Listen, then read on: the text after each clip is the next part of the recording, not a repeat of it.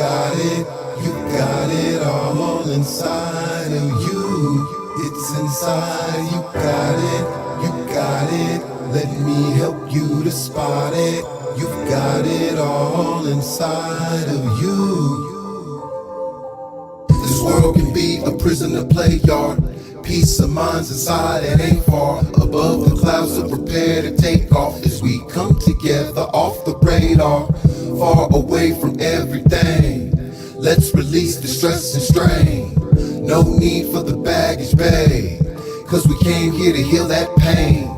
Before the ways of the world they blind you, allow me to take this time to remind you, in the same place that your hurt resides, you can find heaven and healing right inside you. And if you need help, let me guide you past the lies that you're aligned to, till you're redesigned to find truth in the beauty I see inside you. This world can be your prison, a play yard. Peace of mind's inside and ain't far above the clouds, so prepare to take off as we come together off the radar, far away from everything.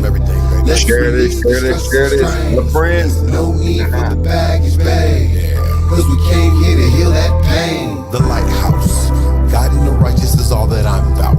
And now I'll be doing it till my light's out and my time's out. I'm only passing on lessons that I received from those steering me in the right route. They always said I was fly, but that I had to believe in my wings and touch the sky. Have the guts to try, possess a lust for life, required for me to do more than just get by. And now I see you in the distance, amongst the misfits and the mist that clouds your vision of all the gifts that God gave you when He made you, along with the stars, moons, the planets, and sun rays that raised you. So through the fog of all mediocrity, I'm shining this little light for all to see.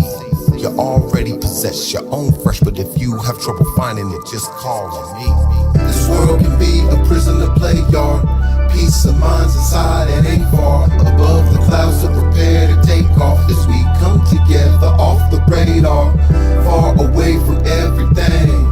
Let's release the stress and strain. No need for the baggage, babe, cause we came here to heal that pain.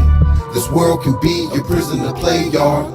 Peace of mind's inside and ain't far above the clouds, so prepare to take off as we come together off the radar, far away from everything. Let's release the stress and strain. No need for the baggage, babe, cause we came here to heal that pain. Tell a friend, we'll be starting soon. Yes.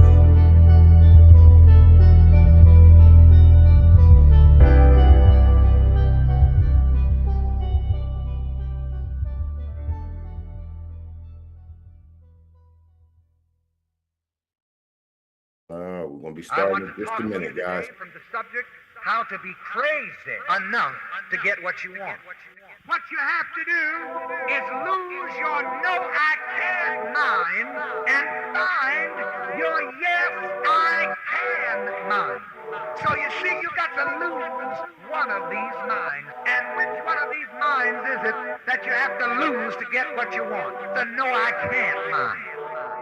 Staring at your greatness, feeling ill-prepared, just a little crazy, just a little scared, leaning on a logic, keeping you from your cares, just a little crazy, just a little scared, that normalcy that nags you to stay and never dare, to move beyond the box that the devil has prepared. Your friends and your folks were raised and played there, so it's all they ever known and all they have to share. Few to try to push you, many to keep you there, just a little crazy, just a little scared, chances of choice and curses live in your cares, just a little crazy, just a little scared, a state of stagnation with no flash or flare. Days are all the same with no glow or glare. The sickness that secures you when fears are all shared. Where very few are crazy and many are just scared. The status quo's tragic but lingers in the air, blocking the blessings that await you upstairs. There's only one way that you can go from here. Just a little crazy, just a little scared. To the promise that the process breeds if you can bear. To give chase, it awaits all who dare. To run it down and grab it regardless of the fears. Blessing those crazy enough to do it scared. So I'll fight on until I right all wrongs. From the daytime until the night lights on, I'ma take flight, cause it's the right time for me to write and enlighten the minds I've spawned. To show up, grow up, and glow up. Rearrange reality and sicken my enemies till they throw up. Trapped in their own minds while I glow up.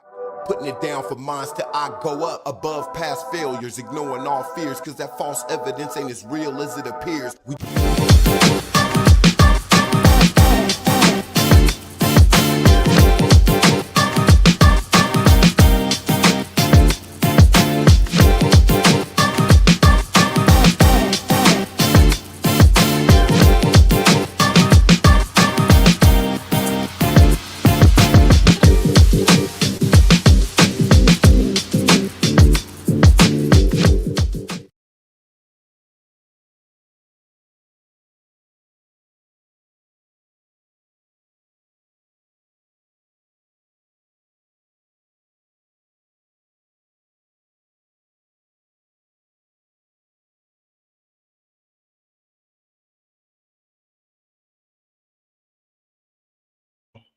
Okay. I got sound now. Sorry. Hello. Hope everybody's doing well today. My name is Hanif Satterfield, author of the book Sobriety in Black. And today is the day where we always do our SOS sermons on sobriety. Today, we're going to be focusing on the title of this broadcast is the Seductive Saints of Self-Sabotage. This is something that no matter what you're trying to do, whether it's self-care and sobriety, which is what we talk about primarily here, or any goal that you're trying to reach in life, often you can find yourself falling victim to self-sabotage. And so I'm going to go over, there are a lot of what I call saints of self-sabotage, and there is a reason why I call them saints. I know you're like, self-sabotage is a bad thing. Should you call them the devils of self-sabotage? But it's really all about perception and how a lot of times how you see certain things can also turn something that is really negative for you. You will perceive it as something good, or you'll be doing, like they say, the wrong things for the right reasons or the right things for the wrong reasons. And so we're going to explore 3 particular saints of self-sabotage today. All right. And I'll be referring to a few books of got a passage from the Bible, 2 Corinthians 10:12, and then a passage that I found in a book that I'd read in the past and kind of pulled out recently, which is the Richest Man. Matter of fact, where is it at? This one here, very good book on for financial literacy, but it's also got things that you can apply to your life. The Richest Man in Babylon. All right. So I'll be referring to that as well. If you so choose, you want to purchase my book, Sobriety in Black, you can do that. It's available on Amazon. All you got to do is type in Sobriety in Black and you'll see it pop up. It is a part memoir, part manual where I talk about my life in alcoholism, dealing with alcoholism.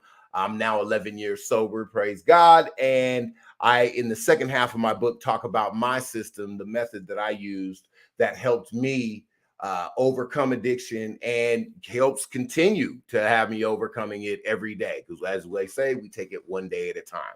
All right. So first, as I was telling you, the title here, I'll try and use some of these little titles here.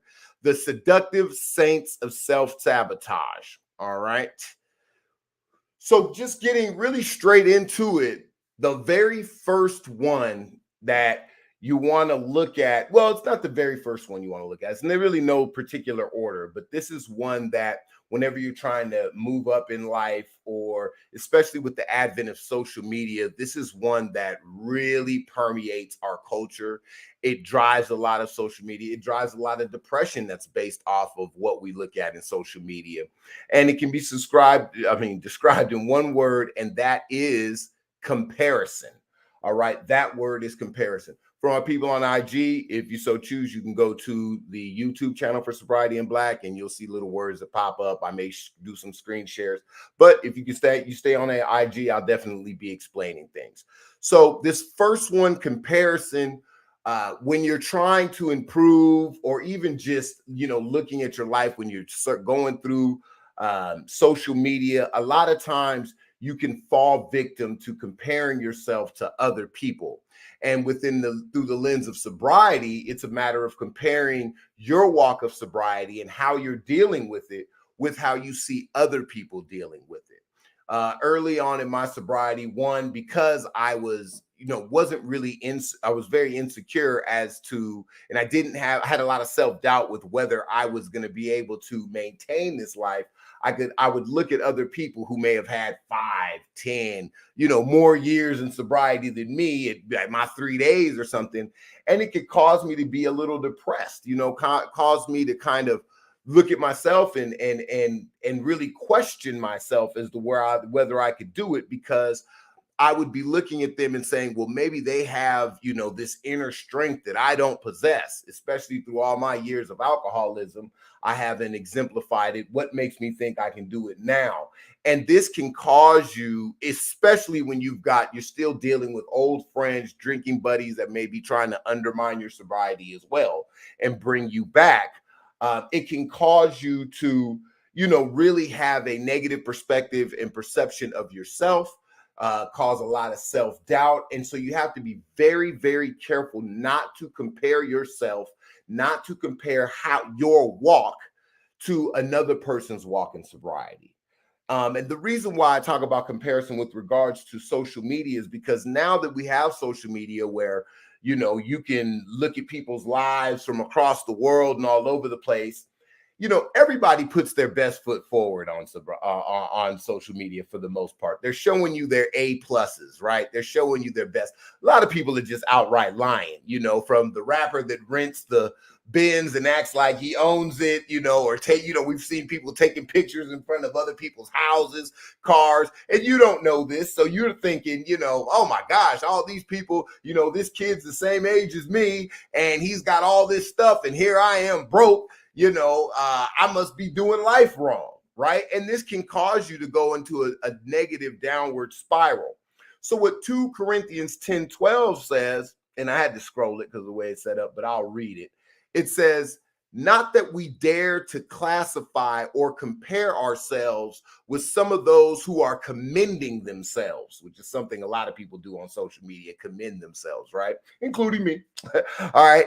But when they measure themselves by one another and compare themselves with one another, they are without understanding.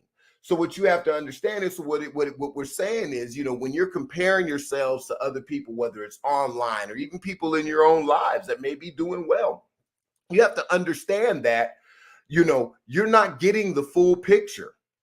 You're only getting what's presented to you. When you see somebody that says, hey, maybe you're working on your first 30 days in sobriety and you see somebody that's like, man, I got 20 years in sobriety and it looks like their life is perfect. You have to understand there was a lot of struggle that goes to that. You also have to understand that just because they've got 24 years doesn't mean they don't have cravings, doesn't mean they don't, they're not tempted to go back and drink or, do drugs or whatever it is their affliction is, right? You don't know what they're going through. You don't know if they're taking medication. You don't know if they've, what kind of measures they've gone through to maintain it.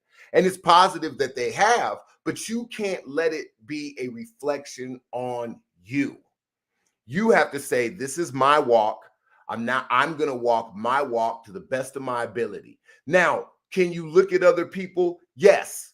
But you don't do it in a matter of comparison. You're doing it to learn from them. If for nothing else, you should be asking, right, in order to gain the understanding that you don't have, as referred to in 2 Corinthians 10:12. In order to gain that understanding, ask them, how did you do it? Like I have many people who used to drink with me, who now come and they ask me, how do you do it? They're not envious of me, right? And hopefully not, they'll come to me and say, well, how did you do it, man?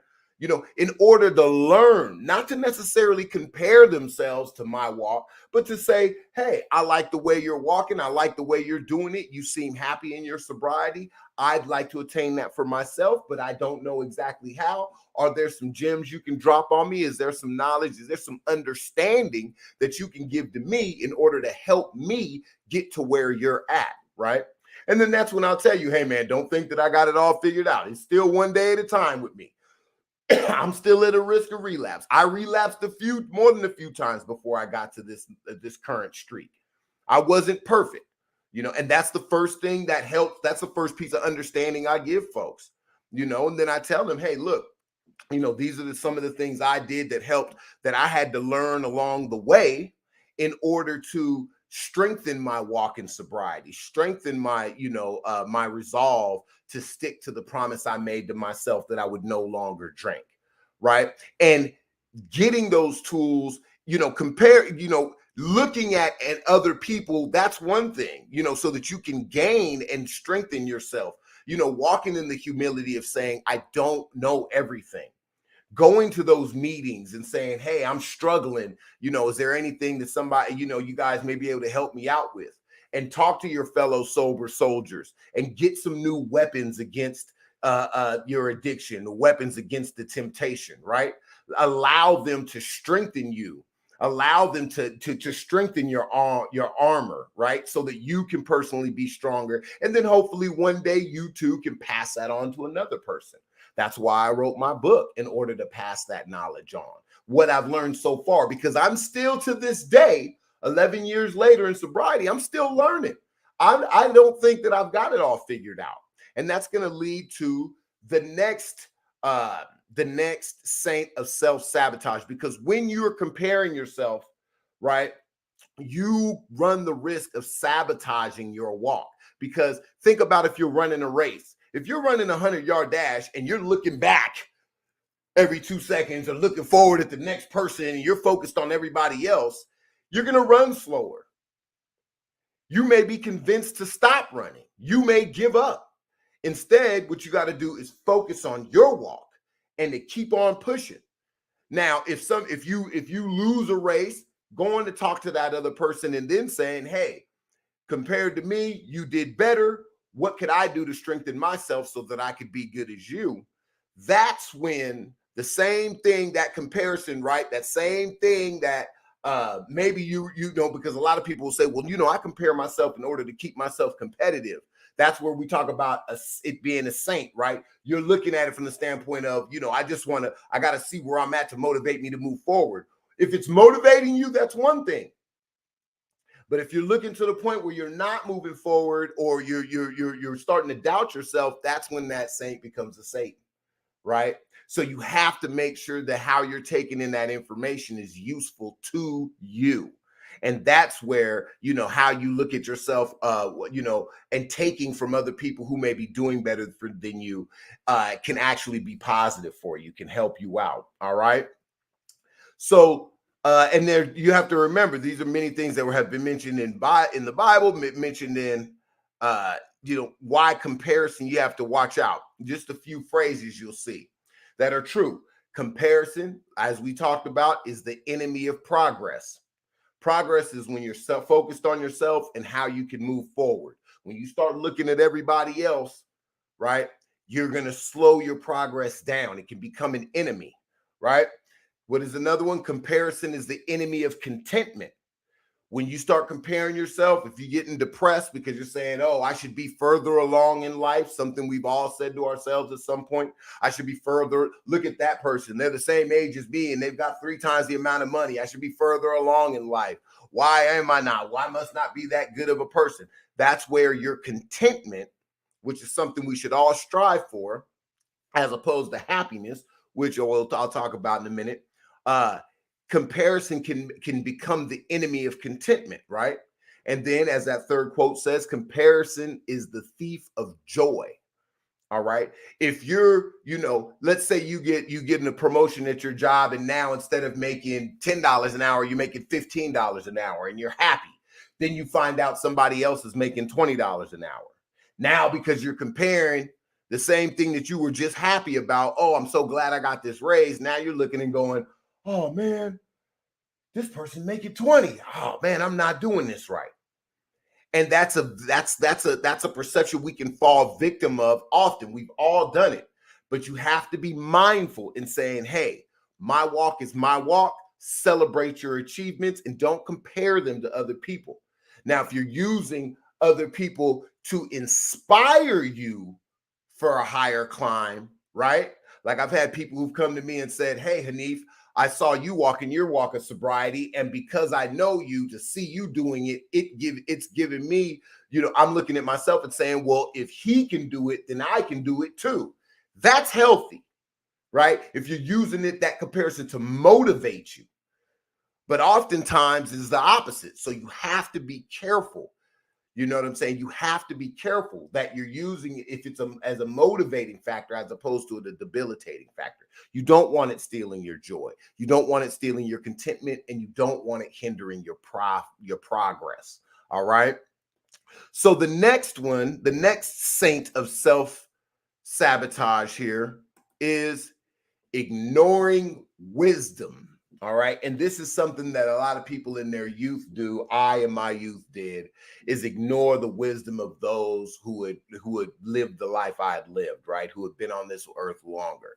A lot of times in our youth, especially when you're young in your sobriety and you first get what they call the pink cloud, where you kind of getting a little, you have a couple of successful days, you know, and you're getting along and you're feeling, you're on this kind of high of, oh man, you know, things are, you're kind of seeing some of the benefits of your sobriety. You know, you have to watch out because, you know, and even if you have a length of time in sobriety, I've told you guys the story of Robin Williams, actor. I think he's passed now, but he had been sober for 20 years.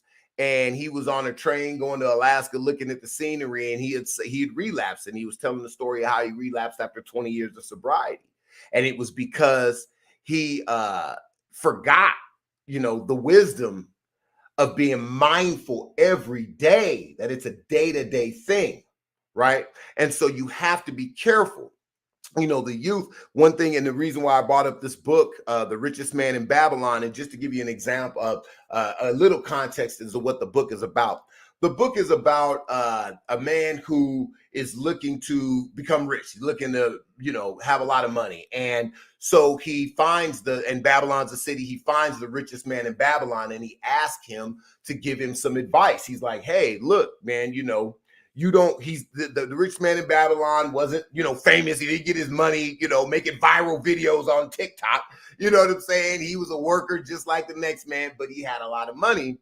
And he asked this man, he said, you know, hey, you know, how can I get like you, basically? And one of the quotes in the book is, let me find it. Hold on.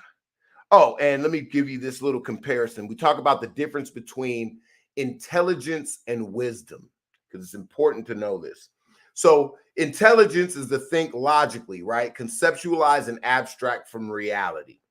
That conceptualize and pull things from reality, right?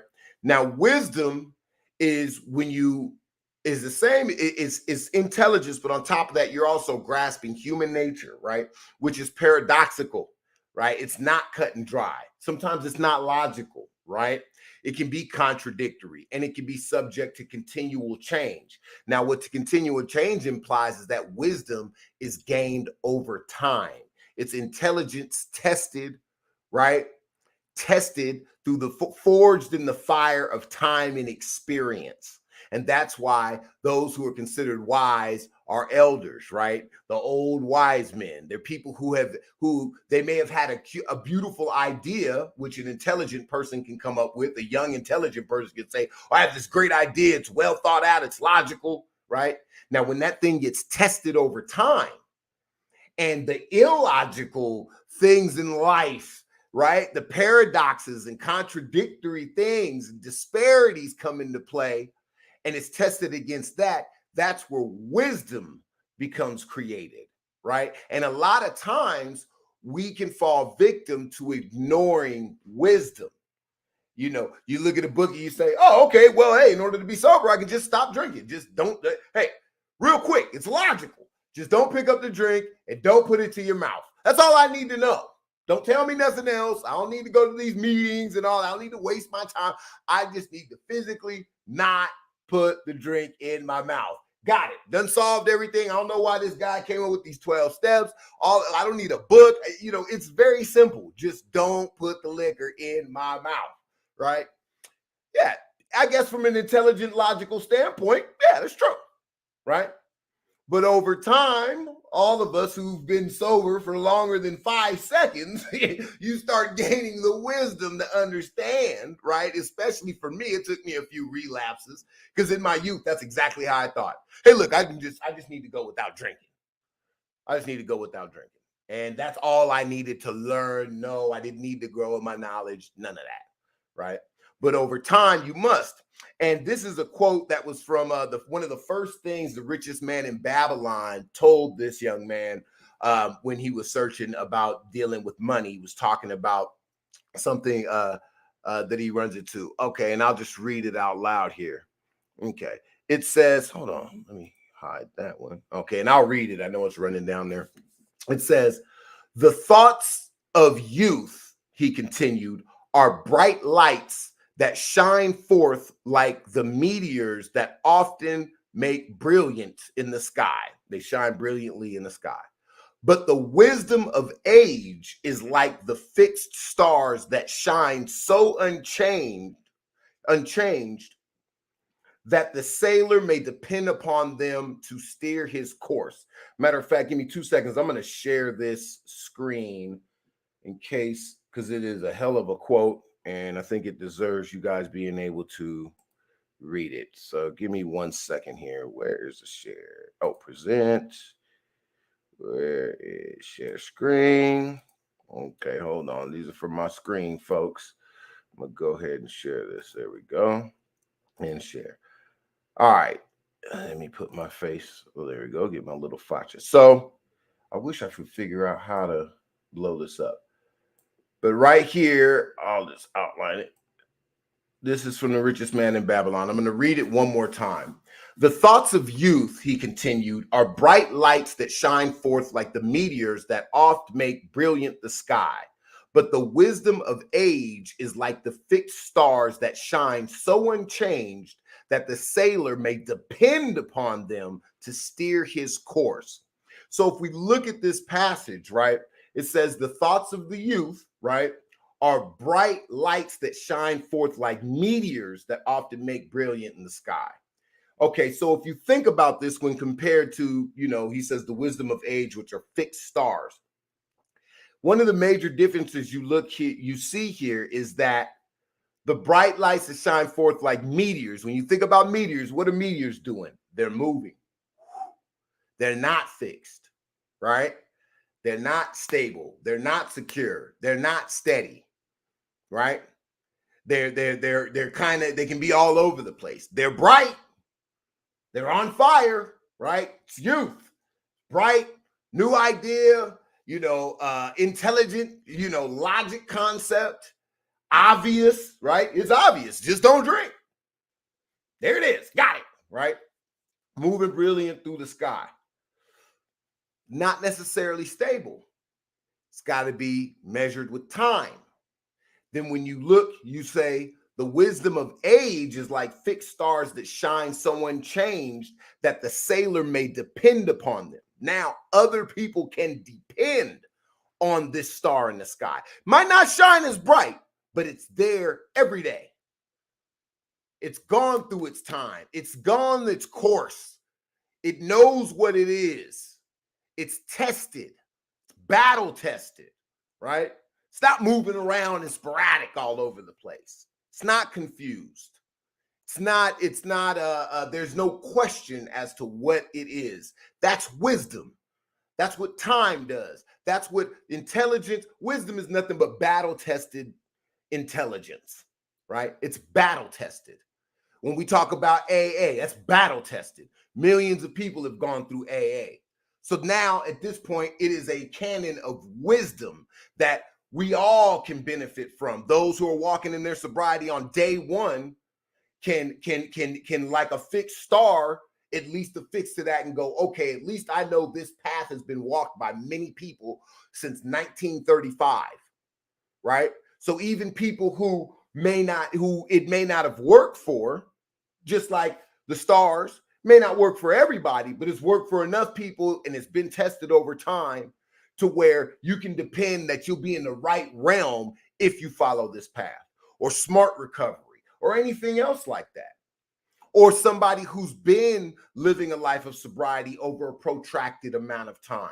Instead of comparing yourself and saying, oh man, they did it, I must not be able to do it. I don't think I'll be able to do it. Maybe they have something I don't. You can go to them and say, man, you've been able to fix your sobriety. It shines like a star in the sky. And I want to use it to chart my path. How do I do that? Right? And instead of ignoring wisdom, instead of thinking that you figured it all out, right, which can cause you to self-sabotage, you can affix yourself to that star. And there's a lot of information out there for you that's built over, wisdom. And if you've got something new to bring to the table, you can test it, right? You can test it. And then, or give it to others and they can test it. And that's how, over time, that intelligence becomes wisdom. And it can help you instead of sabotaging you by avoiding it and thinking you've got it all figured out. And even over years, I still learn new tips and tricks and techniques and ways to recover. Because like we say, recovery is there's sobriety and there's recovery. Sobriety is that mechanical not drinking. Recovery is addressing the things that brought you to drink, right? And that takes time. That takes some introspection, some self-discovery, right? That takes the time and that takes gaining that wisdom. And when you do that, it makes sobriety much easier, not mechanically bringing the cup to your mouth or the cigarette or whatever it is that you're addicted to, right? And so I just thought, just always making sure you take in that wisdom. The Bible talks about wise counsel. Nothing wrong with that. That's exactly what taking in wisdom is about. And in my book, I talk about, BLACK, BLACK. That's an acronym for my method. You begin, learn, take action, right? Connect. That's connecting with other people. And part of that is seeking counsel. And then K, to keep going, right? Keep coming back if you fall off, if you relapse, right? So those are things that you have to remember. And then the third, let me go ahead and stop sharing this. All right. The third saint of self-sabotage kind of ties in with the others, is refusing to grow. Refusing to grow. And then from a sobriety standpoint, it is refusing to grow in your sobriety. What you did on day one may not work at day 5. What you did on day 1 can get challenged. That's where wisdom comes in, gets challenged on day 5. You think, oh, okay, this is the end all be all. And then day 5, you trip up. And then what do? You go back to trying the exact same thing over and over and over again. And what do they say about the definition of insanity, right? Doing the same thing over and over, getting the same result, doing the same thing over and over again or something like that. Y'all know how I go, right? So trying new things, growing, coming outside of yourself is important. And when you refuse to grow, by doing the same thing over and over and over again, you're threatening your own growth. You're threatening your ability to self-care. You're threatening your own sobriety. 11 years later, and I'm still learning from a great new people, Matter of fact, I see my man, what's going on, Pop Buchanan, Sober is Dope, wrote a great book. Make sure you guys go check it out. If you're on IG, you see he popped on in there. He's got a book, with some wisdom to share. I'm going to check that out. My man, 12 Faces of Sober. There's a lot of new books out there. I'm always reading. I never think I've got it all figured out. Okay. When you're talking about refusing to grow, ignoring wisdom, you think about the tortoise and the hare, the story of the tortoise and the hare. You can't rest on your laurels. For those who don't know the story, you've got a rabbit, right? You got a tortoise, a slow turtle. Rabbit challenges him to a race. He says, okay. The rabbit takes off. Boom. Takes off to a certain distance and he says, man, I can stop and chill. I'm so fast. I got this all figured out. He goes to sleep. He wakes up, falls asleep. The tortoise passes him up and ends up winning the race.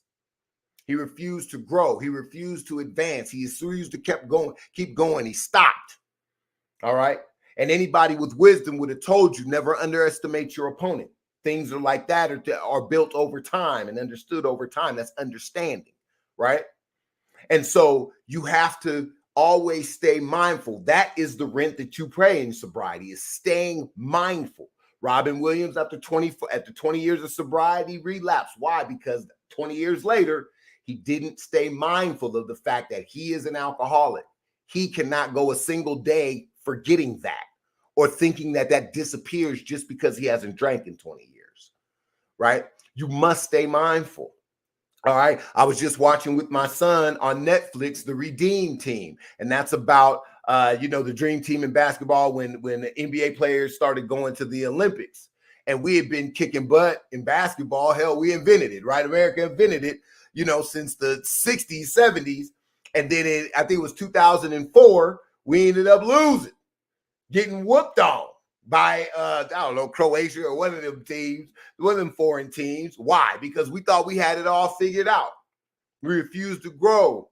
We refused to keep coming back to that mindfulness that, hey, these guys in these other countries, they're like the tortoise. Took them a minute, but over the decades, they started getting their ball game up, right? And we stayed in place because of that false sense of pride. We ignored the wisdom of the ages that says you must remain mindful. You must not stop growing.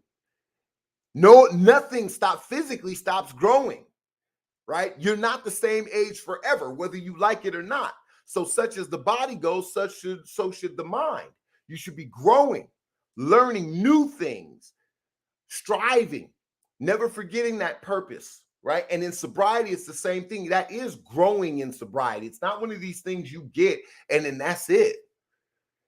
Sobriety, you subscribe to sobriety and you got to renew that subscription every day, baby. Because if you don't renew that subscription, poof, you lose it. You lose access to it, right? I was telling my son on a walk, sobriety is a subscription and it's also a child. It's a child. You have to grow it because as you get older, more stresses come, right? More responsibility, more bills, more, relationship things can change, dynamics. And your sobriety's got to be able to be battle tested to survive through all that, right?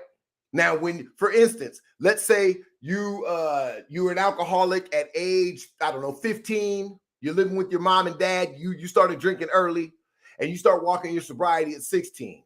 Well, being able to be sober at 16, when you have no bills, no children, your mom and dad is taking care of you, and you got the internet so you can just kind of sit behind the computer, that could be a lot easier than when you got to get up every day. And when you're around people every day and your boss wants to have a drink with you after work and you got to pay for your kids and you're going through a divorce or you're going through, you got to kick off other people in your other relationships. Being sober in that environment can be a lot more difficult than when you got all the time in the world or you got all the money in the world to go to a rehab center and where they just lock you in a room, right? Because you got a movie that you got to deal with next week. So, you could pay $1 million to be on an island where they lock you in a room, give you medicine and all that stuff. And they can remove all the stresses in your life because you can afford to do that.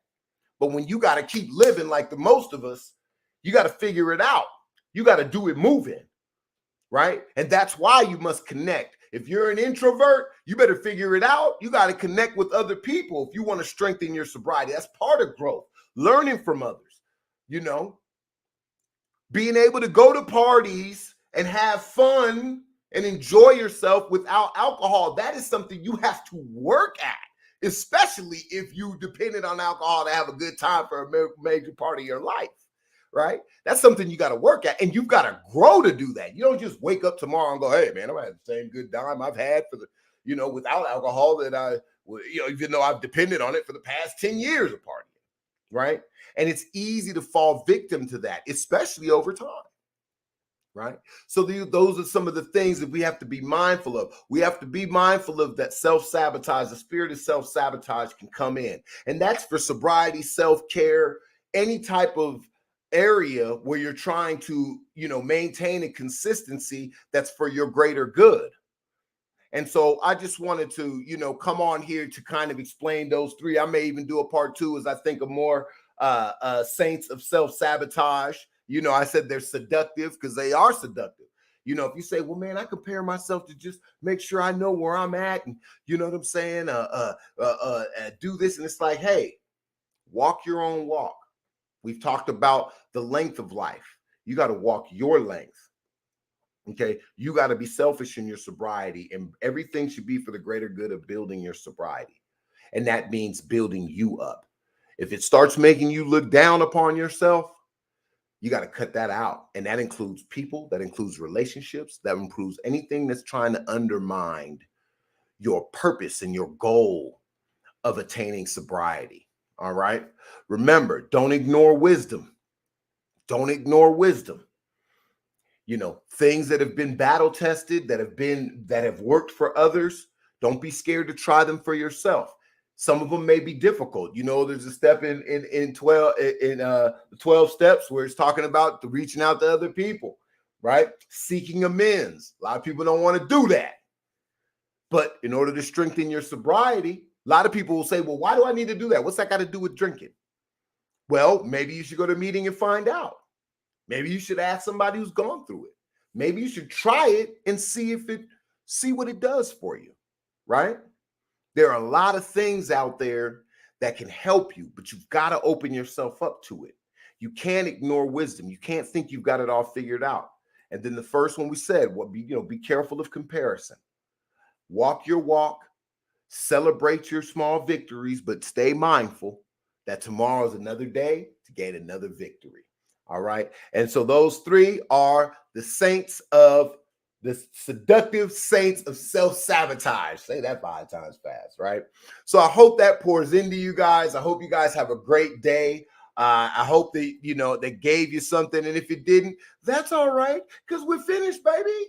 All right. If you can think of any other saints of self-sabotage that may help people in the comment section, please feel free to leave a comment. DM me.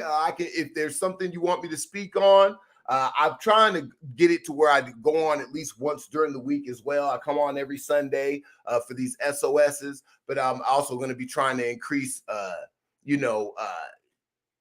the broadcast and doing another one during the week. I plan on being on a few more podcasts. I'll be setting those up, and I'll be letting you guys know through the YouTube page. Make sure you subscribe to the channel. If you can like, comment, share, all that old good stuff, that would be great. Subscribe. You can catch me on Facebook. I see I got a few comments here. Let me check real quick. Oh yeah, I appreciate it. I see some thanks out there, and I thank you guys all for joining me and walking with me on my journey. And I hope the words that I give you can help you on your journey as well. And check out the Redeem Team on Netflix. It's a cool talking about the dream team in basketball and the Olympic, something we can really learn. And there's a lot of things I actually learned. I may do a review on it that you can take with you in sobriety. All right. So I hope you guys have a great day. Enjoy the rest of your Sunday. Be blessed, and remember, be sober and be vigilant. All right. You guys have a great one. And until next time, peace. Back